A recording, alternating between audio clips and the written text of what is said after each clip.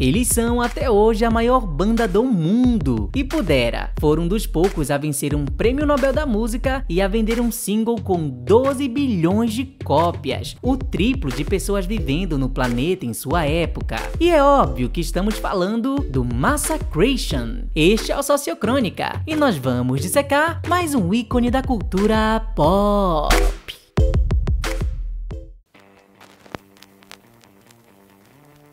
No início dos anos 80, o rock pesado se via em decadência, dando espaço para os movimentos punk e um rock mais alternativo. E foi nesse cenário que dois jovens amigos, ex-delinquentes e apaixonados por música se conheceram, Blonde Hammett e David Sutter. Na tentativa de superar a perda de um amigo que tirou a própria vida, eles então fundaram uma banda, nomeando-a em homenagem a um homem que os tirou da depressão e tinha um restaurante de massas chamado Crésio. E assim nasceu o Massas Crésio, que após um tempinho encurtou para Massacrésio, então se americanizou como Massacration, até que enfim adotou um nome pelo qual seus 5 integrantes seriam mundialmente conhecidos: Massacration. E por um grande acaso do destino, no primeiro show deles, o Massacration já foi notado por um produtor musical, que trabalhou com figuras nem um pouco lendárias, como Queen, Iron Maiden e Michael Jackson. 3 horas depois de assinar o contrato com esse produtor, a banda já estampava revistas aclamadas, como Time, Rolling Stone, Playboy e Contigo. E o single de estreia deles, Metal Massacre Attack Aruê Aruô, já chegou desbancando os sucessos globais do momento, como Usher e Maroon 5. Óbvio que um sucesso meteórico desses só podia ser interrompido pelas clássicas drogas e polêmicas, quando o vocalista Detonator se tornou um viciado em cola de sapateiro e soltou uma piada racista num evento beneficente na Somália. Os membros se afastaram por um tempo, Detonator virou mendigo, até que um dia ele bateu sem querer na porta de um de seus ex-amigos, e a paixão pela música deles reuniu Massacration, que voltou com tudo. A faixa Metal Milkshake vendeu mais de 12 bilhões de cópias. Na época, só existiam 4 bilhões de pessoas no planeta Terra, o que significa que cada ser humano comprou pelo menos 3 singles, o que concedeu à banda 6 discos de diamante e o prêmio Nobel da Música, outrora apenas dado a Mozart, Beethoven e Frank Sinatra. Assim, eles se consolidaram definitivamente na história do heavy metal como a maior banda do mundo. E tudo isso poderia ser muito lindo, incrível, digno de um Guinness Book, se fosse real. Mas foi assim que a história foi contada em 2005 na MTV, no mockumentário da banda. Mockumentário é o nome que se dá a um falso documentário, mas a verdade não estava muito longe disso.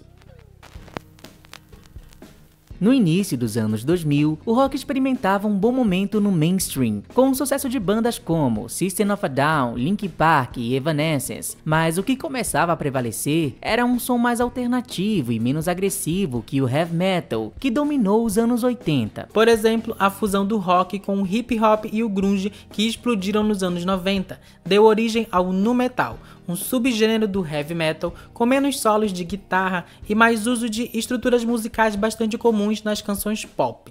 Por outro lado, muitos ícones das antigas ainda estavam na ativa, seja tentando se adaptar ao cenário, como o Sepultura, o Iron Maiden, o Metallica, seja também só por causa de polêmicas, como no caso do Megadeth. Ou seja, o rock não estava morto, mas talvez o heavy metal sim, abrindo margem agora para um rock mais pop, lírico, emo e indie. Mas de fato foram 2 amigos mergulhados nesse cenário que talvez não fossem ex-delinquentes, mas eram muito fãs de heavy metal e que decidiram brincar de música. Seus nomes eram Bruno Sutter e Fausto Fante, humoristas e 2 dos criadores de um dos grupos de comédia mais amados e famosos do Brasil, o Hermes e Renato. Hermes e Renato era um grupo que existia desde 1990, primeiro fazendo comédia no quintal do Fausto, até que em 99 eles foram parar na MTV e lá explodiram pelo Brasil. Acontece que entre a produção dos roteiros no Rio de Janeiro e as gravações em Petrópolis, em São Paulo, os membros ficavam com momentos ociosos. E foi nesse tempo que eles começaram a compor, e foi daí que surgiu a futura Metal Massacre Attack Aruê Aruô, faixa que estava mais para uma vinheta do que para uma canção propriamente dita, segundo o Bruno Sutter. Eis que em 2002 o programa deles decidiu fazer sátiras musicais, e o grupo dessa vez, sem nenhum roteiro, simplesmente foi para uma pracinha, sentou numas cadeiras brancas, e ali nasceu o Massacration, em sua primeiríssima entrevista. Assim como o nome da banda, os nomes dos membros todos foram chutados ali, sim, em cima da hora, no mais puro e genial improviso. Headmaster, Metal Avenger, Blonde Hammett, Jimmy Hammer e, claro, o Detonator. Somos a banda Massacration. Tocamos heavy metal muito pesado. Mas ali nasceram características que se tornariam piadas clássicas da banda e repetida por fãs, como o fato do Detonator ser abençoado pelo deus do metal e de ser castrate, uma referência aos cantores castrados da Itália do século XVI e XVIII só para terem vozes mais agudas. Sim, eu sou o castrate. É uma técnica utilizada na Idade Média, onde cortavam o peru dos meninos para a voz ficar mais fina.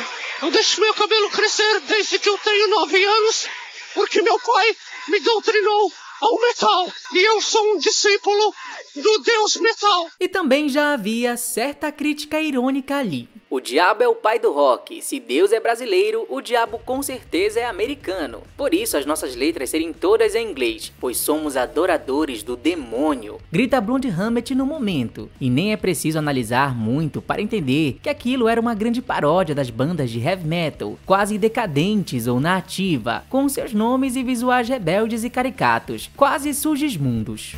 Pois somos adoradores do demônio!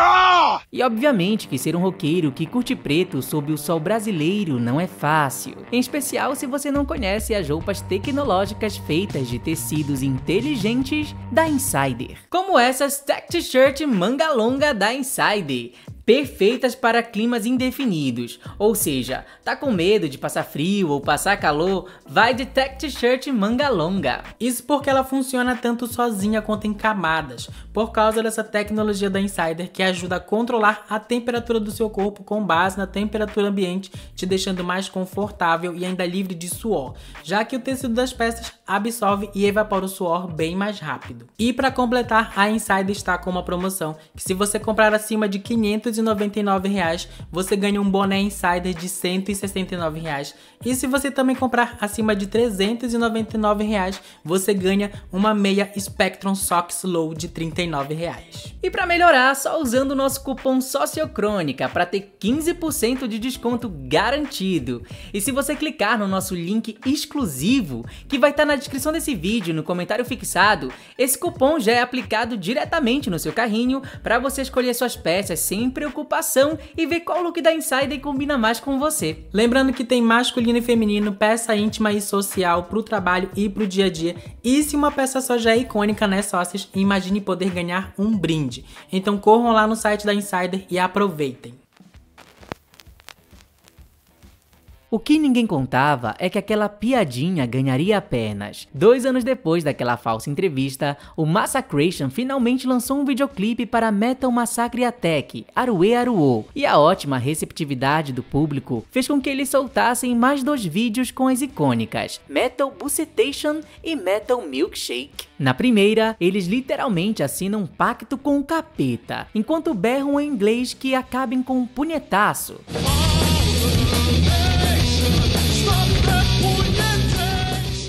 Mas Metal Milkshake já tem uma crítica mais afiada. Enquanto soltam palavras aleatórias, sempre em inglês, o Massacration tenta salvar uma criança inocente e fã deles das garras de um músico que lembra vagamente o Michael Jackson. E provando que realmente são do heavy metal, Metal Milkshake traz de volta os solos de guitarra. Antes de, no videoclipe, a banda destruiu o suposto Michael Jackson agigantado e sua Neverland com um raio de uma guitarra de isopor. Uma óbvia crítica ao imperialismo estadunidense que infiltra o seu inglês com estrangeirismos desnecessários e só pode ser derrotado com uma boa dose energética da nossa própria cultura. Um dia, porém, um músico e também apresentador da MTV viu Massacration e adorou, e os convidou para tocar no seu aniversário como uma banda de verdade. era o João Francisco Benedan, ou melhor, o João Gordo, um dos melhores apresentadores de TV na época. O Massacration então se reuniu e tocou ali pra valer. O que eles não imaginavam é que eles estavam sendo assistidos por um roqueiro sério, ninguém menos que Igor Cavaleira. Àquela altura, o Igor já era famoso, não só por seu estilo inovador e ousado, mas por ser o baterista do Sepultura, a banda brasileira criada em 84 lá em Minas Gerais, e que desde o início dos anos 90 já tinha atingido fama e aclamação internacional. Para o choque do Massacration, o Igor não só convidou a banda para que eles abrissem os shows nacionais do Sepultura, como o baterista se ofereceu para tocar para eles, sua única condição inclusive. E foi assim que nasceu o El Coveiro, o misterioso baterista do Massacration, já que o Igor se mascarava e usava camisas manga longa para esconder as suas tatuagens. É uma coisa bem do metal, o guitarrista misterioso, contou Bruno Sutter ao podcast de Rogério Vilela. A Folha de São Paulo, Igor Cavaleira, disse que escolheu a banda pois eles têm tudo a ver com o Sepultura, porque também temos o ódio mortal dos metaleiros idiotas, dos radicais que não ouvem nada diferente e dos estereótipos que eles satirizam. Daí eles participaram do Abril pro Rock, simplesmente um dos festivais de música independente mais importantes do Brasil, que rola em Recife desde 1993. Assim que o show da banda acabou, o Massacration foi procurado pelo próprio presidente da DEC, a mesma gravadora aí da Pitty do Traje a Rigor. E esse presidente sugeriu que eles gravassem um disco, e foi para promover esse disco que a MTV lá em 2005 lançou aquele documentário icônico com aquela falsa biografia que abriu este vídeo. If we could define the band Massacration with only one word, definitely this word is be phenomenous. In more 20 years of career, the band's experimental feel like taste of glory and success, being the biggest band of the whole world. Massacration will be used soon on the Rockstoria. Quando Gates of Metal Fried Chicken of Death saiu no final de 2004, se revelou um tremendo sucesso de público e um inesperado sucesso de crítica. Estima-se que em 2 anos esse álbum vendeu pelo menos entre 40 e 60 mil cópias, sem contar as vendas de discos piratas, que era o que dominava o cenário na época. A arte da capa traz a mão de um bárbaro, espetando um frango assado, com fundo em chamas, a arte do quadrinista Mozart Couto, com uma pegada dos anos 80 e 90. Com produção de João Gordo, as canções no meio de todas aquelas piadas tinham até algumas referências curiosas, como na faixa Metal Glu Glu, com participação do Sérgio Malandro, cujo bordão mais famoso era Glu Glu Iê Iê. E também por causa do disco dele de 82 chamado Vem Fazer Glu Glu, que vendeu nada menos que 1 milhão de cópias, ou seja, um marco aí da história nacional. Já a faixa The Godmaster traz 3 piadinhas infames do repertório do Lírio Mário da Costa, um comediante mais conhecido pelo nome Costinha, a referência master do humor escrachado do Hermes e Renato. E as críticas disfarçadas estavam lá. O vídeo para a canção Metal is the Law até recebeu uma indicação de vídeo do ano no prêmio MTV de 2006. E a canção zomba desses metaleiros que odeiam reggae, gays e música brasileira.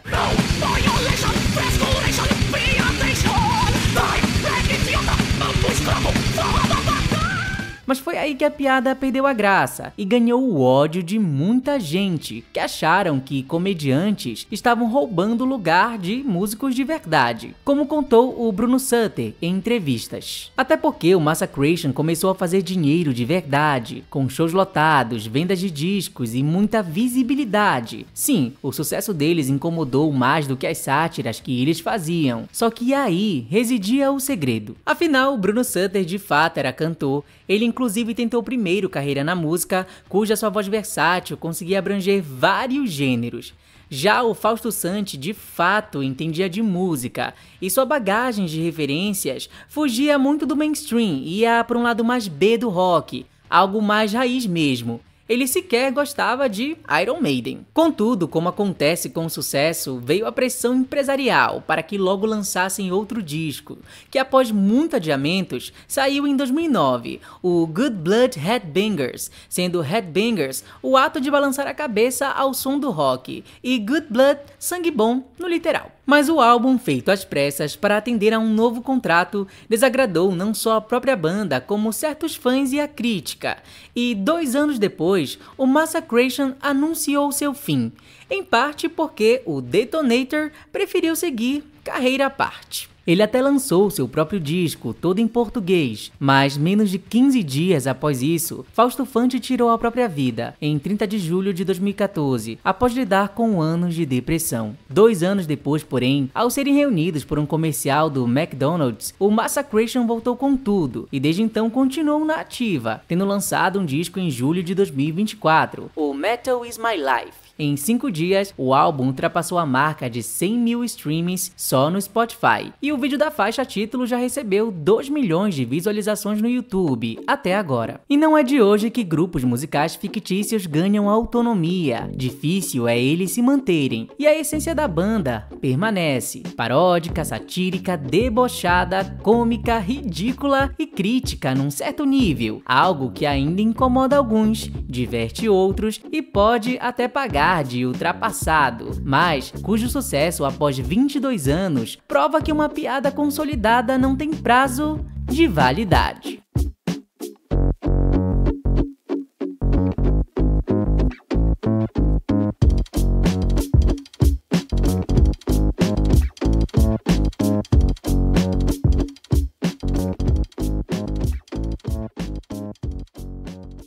Oi, sócios! Muito obrigado se você clicou nesse vídeo e principalmente se você chegou aqui nesse finalzinho. Acho que uma informação extra que fica aí é que o Massacration se inspirou muito no Spinal Tap, que foi uma banda fictícia britânica que surgiu aí para um filme de 84, só que muitas pessoas realmente acreditaram que essa banda existia, tanto que o povo do filme realmente se reuniu e lançou uns discos, e foi bem popular e nesse período eles pegaram essa inspiração também um pouco daí para fazer o mockumentário deles. E chegando aqui no finalzinho, sócios, vamos lá para nossa palavrinha ou frase de engajamento, que é para ajudar aqui a levantar esse vídeo, ou para você que quer comentar aqui no canal ou nunca comentou e não sabe o que comentar.